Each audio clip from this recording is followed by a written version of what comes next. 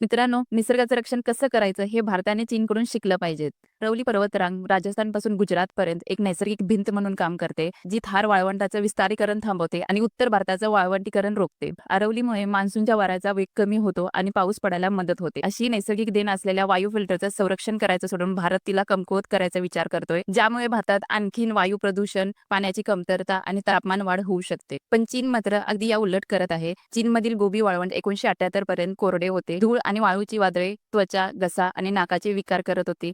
पाऊस नव्हता आणि या सगळ्यामुळे शेतीलायक जमीन नव्हती. पण 1978 मध्ये चीनने great green wall of China या प्रकल्पाची सुरुवात केली. वाळवंटाचं विस्तारीकरण रोखण्यासाठी हजारो किलोमीटरपर्यंत कमी पाणी लागणारी, वाळवंटात वाढणारी आणि खोलवर मुळं जाणारी झाडे लावायला सुरुवात केली. धूळ आणि वाळू उडू नये म्हणून गवत आणि झुडपे लावली आणि हे सगळं करण्यासाठी जमेल त्या टेक्नॉलॉजीचा वापर केला. पण एवढं सगळं एकट्या सरकारला करणं शक्य नव्हतं.